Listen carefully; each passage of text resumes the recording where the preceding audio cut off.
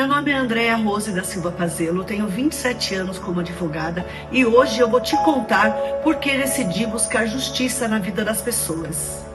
Nascida de uma família que tiveram 6 filhos, eu sou a 4ª filha, onde meus pais, muito jovens, moravam numa casa de madeira que o meu avô paterno cedeu para que eles fizessem a vida.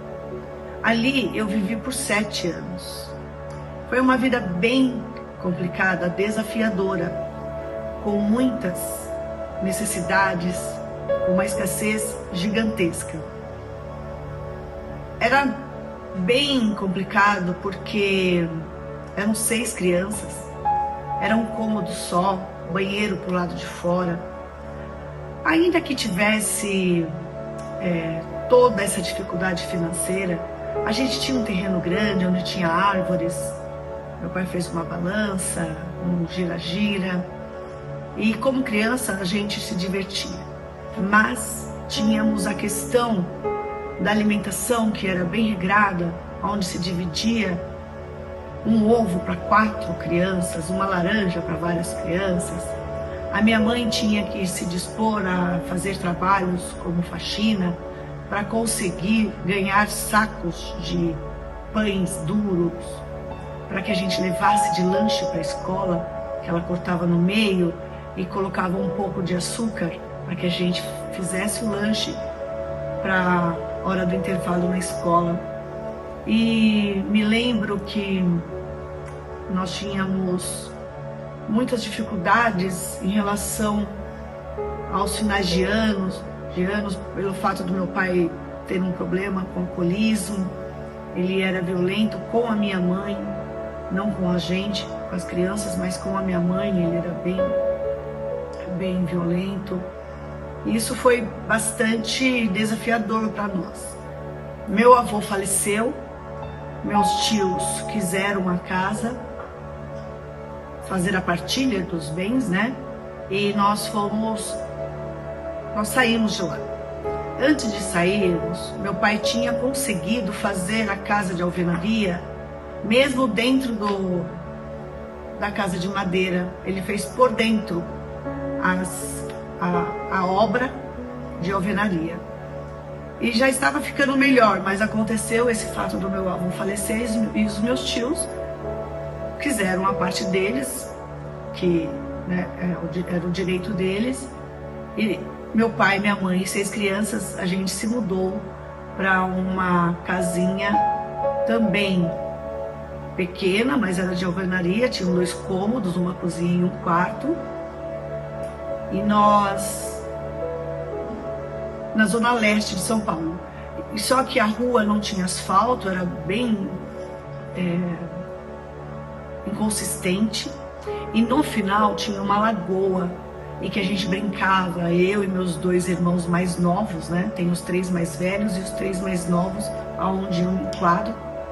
A gente brincando, meu irmão caiu dentro, meu irmão mais novo caiu dentro do rio, eu pulei e ali tive um milagre, eu e meu irmão, que nós saímos da água, graças a Deus, sem nenhuma sequela, sem nenhum problema, conseguimos nos salvar. E ali era muito ruim também, que era num bairro chamado Cangaíba, se não me falha a memória. Hoje ele é um parque, porque logo partiu uma determinação de desapropriação para se construir um parque ecológico, que hoje é o Parque Tietê. E nós tivemos que mudar. A indenização foi boa, então que nós conseguimos comprar, meu pai e minha mãe conseguiram comprar o apartamento na Coab de Carapicuíba. Estava começando a construir a Coab de Carapicuíba. E lá nós tivemos dignidade. Foi aonde nós tivemos um lar digno, onde tinha quarto para cada, né? Um quarto para as meninas, um quarto para os meninos e um quarto para o meu pai e para minha mãe.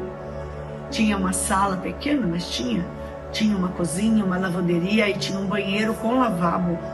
Isso para nós foi bem interessante, porque era novidade. Nós temos uma casa onde tinha cômodos, né? E foi bem interessante, foi bem legal.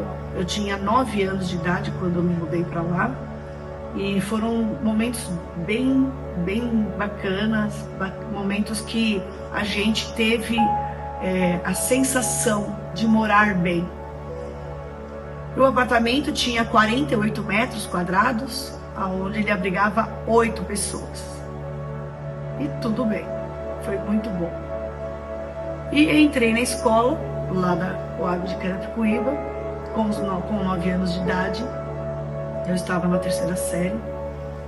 E tive alguns momentos que impactaram, né?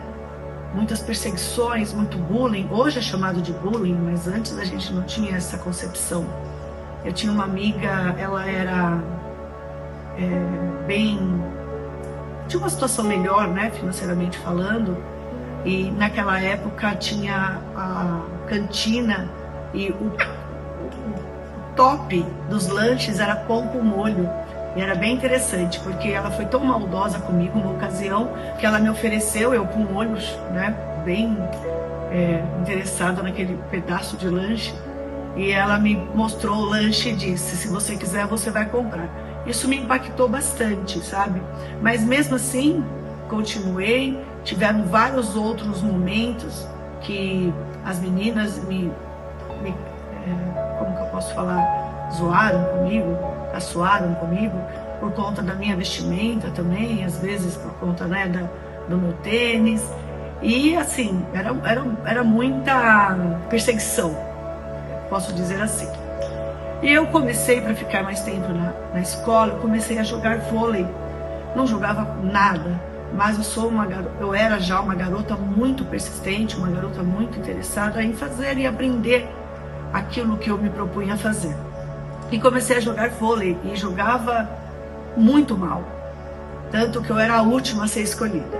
Mas como eu me propus a jogar, comecei a treinar, jogava muito vôlei, até que eu consegui, no decorrer dos anos, a ficar melhor, e fui escolhida para fazer parte do time da escola.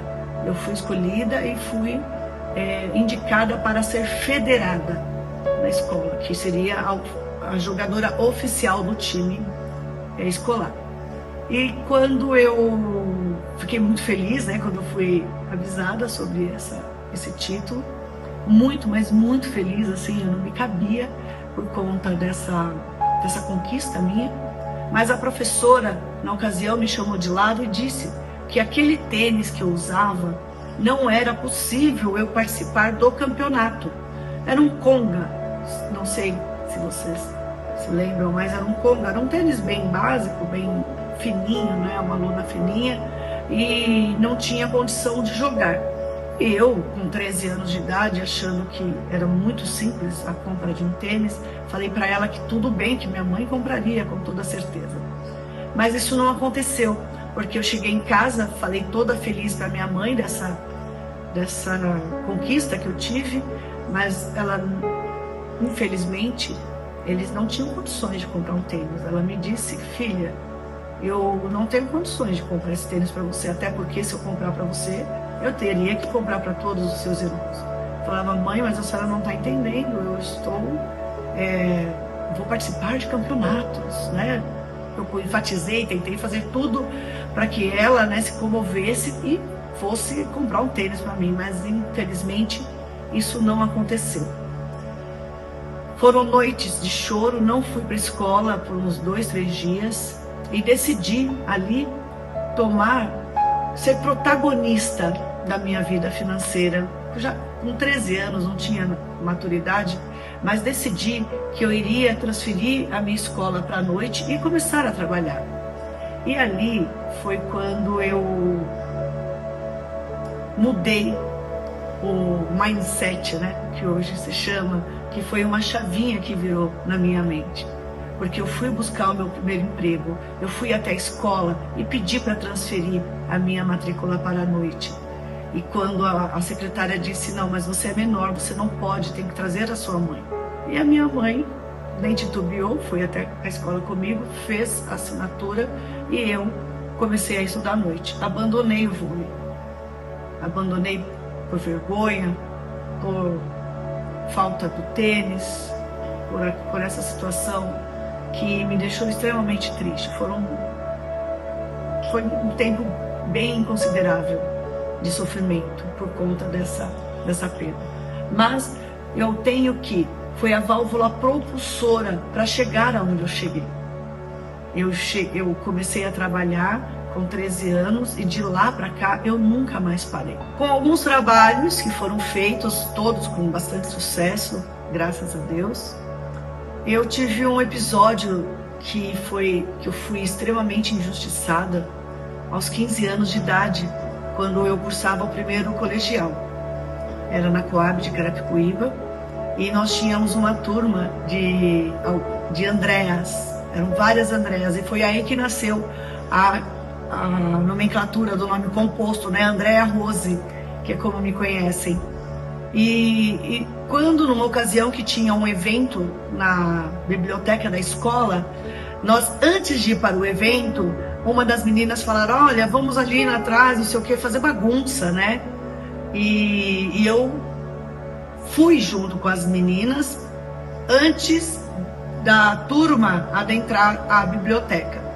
Quando nós entramos, quando foi a nossa vez de entrar, já existia um trabalho que estava exposto na biblioteca de um trabalho sobre átomos, que tinha uma vareta e uma bolinha de isopor em cima, mas o trabalho já estava totalmente destruído em cima de uma mesa. Nós não quebramos nada, só que na bagunça nós pegamos as varetas e colocamos na cabeça como se fosse um chifrinho. Então era a vareta com as bolinhas de isopor em cima. E no dia seguinte a diretora nos chamou e deu suspensão para nós. Ela deu suspensão de 2 semanas, nos acusando como se a gente fosse a causadora daquele estrago.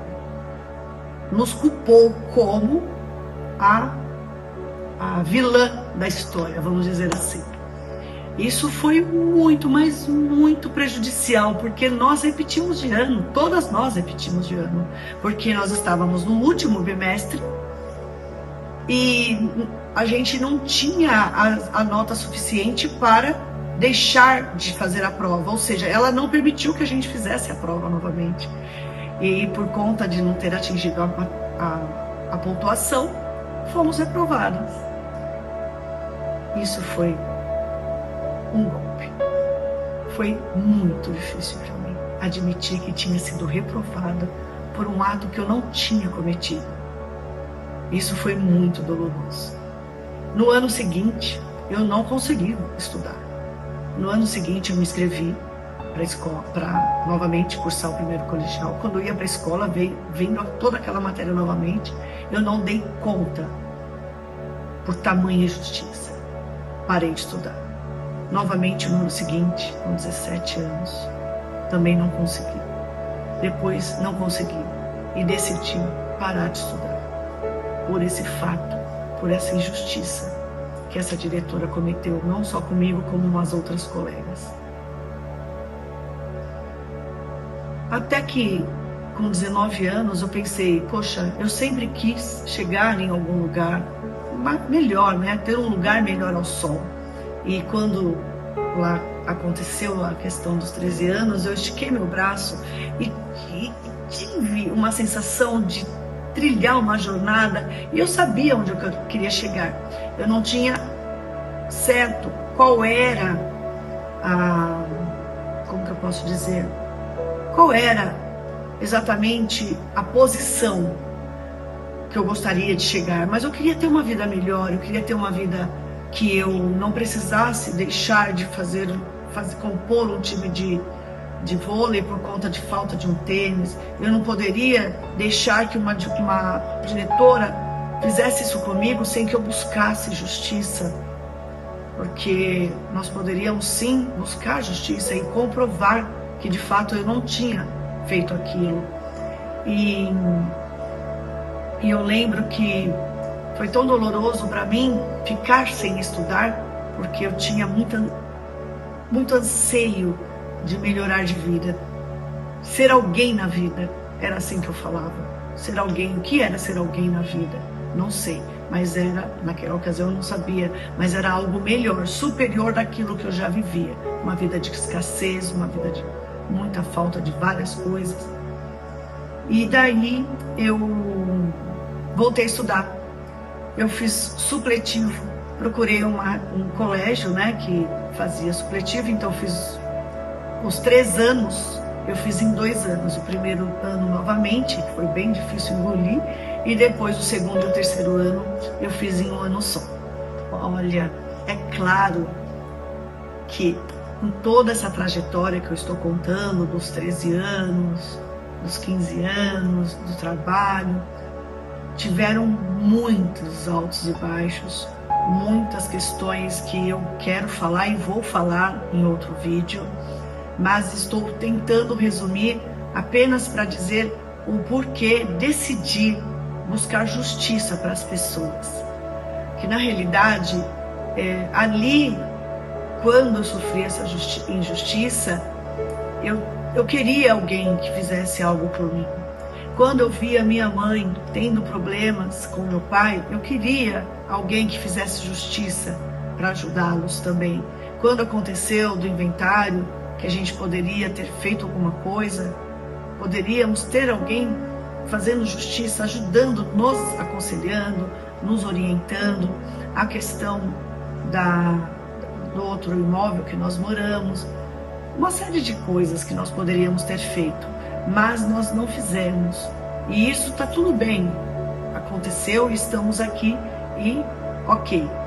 Mas neste período, nesta jornada, tiveram vários outros pontos que eu gostaria muito de compartilhar com vocês, principalmente das ofertas, das propostas que foram feitas para mim quando da adolescência, com drogas, prostituição, roubo, estelionato, várias coisas negativas. Mas eu sempre tive dentro do meu coração que eu gostaria de ter um lugar melhor ao sol, que eu gostaria de ter uma vida saudável, uma vida leve, tranquila e próspera. E foi quando eu decidi fazer a faculdade, que não foi fácil, porque o meu meio em que eu vivia não tinha esse assunto sobre faculdade. Porque o ecossistema, ele envolve em cheio nas escolhas que nós fazemos.